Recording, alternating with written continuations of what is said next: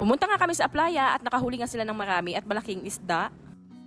Good morning mga mare, kahapon nga pala ito at hindi ngayon. Ay maaga nga kaming gumising dahil kami pupunta pa ng playa. Mga 10 minuto rin nga ang lakarin bago makapunta sa tabing dagat. Tagal-tagal ka maglakad, baka abutin ka ng 15 minuto. Nakabalita nga madami ang huli ang Piña Francia kaya ako'y pandalas na. Pagdating ko nga dito ay nagre-ready na ang mga tao dito sa playa. Nagagamitin nga mamaya pag nakababa ang isda. May mga nagdudurog ng yelo at nag-iigib ng tubig galing doon sa dagat. Tubig alat nga ang ginagamit namin panubig sa isda. Nag-iipon na nga kami dyan ng maraming yelo para mamaya ay kuha na lang din ang kuha. Shoutout muna sa tagabuhat namin ng yelo dyan. Huwag ka na mag-alala, may isa katulungin ka na.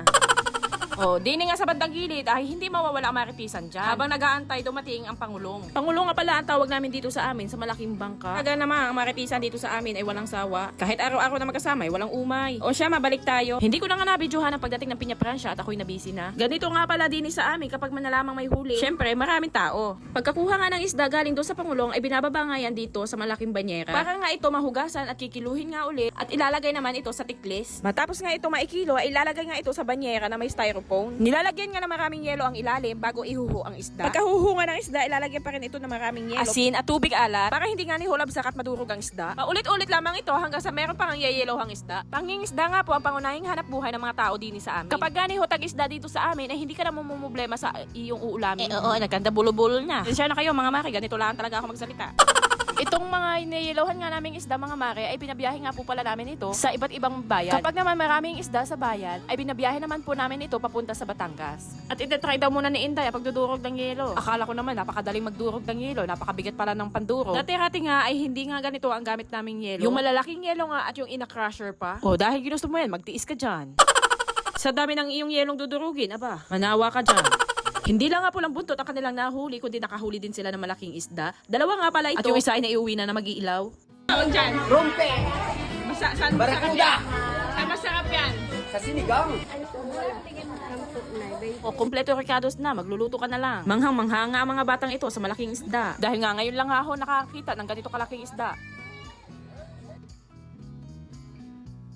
Ay tunay kang napakasarap sa bawan talaga nito mga mare. Kaya ang ginawa ko talaga nagantay ako. Kahingi lang ng ilang gilit para may pansabaw naman kami. Pihado, mapapadami na naman ang kain niya. Ito nga kagandahan sa probinsya mga mare, lalo na dito sa amin. Tag-isda ay hindi mo na poproblemahin ang iyong ulam. Bigas na lang iyong lulutuin. Kung bibilin mo nga ang ganitong isda mga mare sa palengke ay napakamahal nga ng kilo. At kapag may ganito nga klaseng isda ay inaantay ko talaga at makahingi naman at makatikim ng ibang lasa. Pag-uwi ko nga ho din sa may amin ay nilinisin ko lang nga itong dala kong isda. Marami-rami rin nga ho ang nahuling isda ngayon. Kaya tayo may ibibislat. Kaya salamat Lord sa blessing.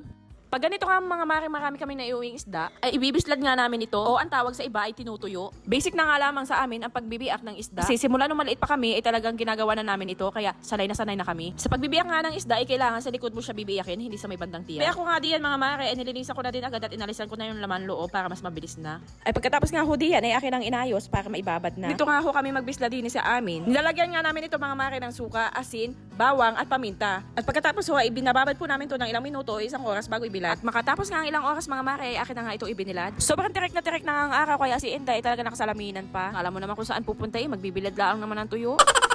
Nga meron kang tinuyo ay kahit nga hindi tag-isda ay meron kang maidudukot. Dito nga sa amin, i-partner mo lang sa malunggay, talagang katalo na. Lalo't kapag may tinuyo din ang mga kapitbahay. Naku, kalbo pati lahat ng malunggay. O siya, madami na akong chika, ako'y magbibislad pa. Paalam!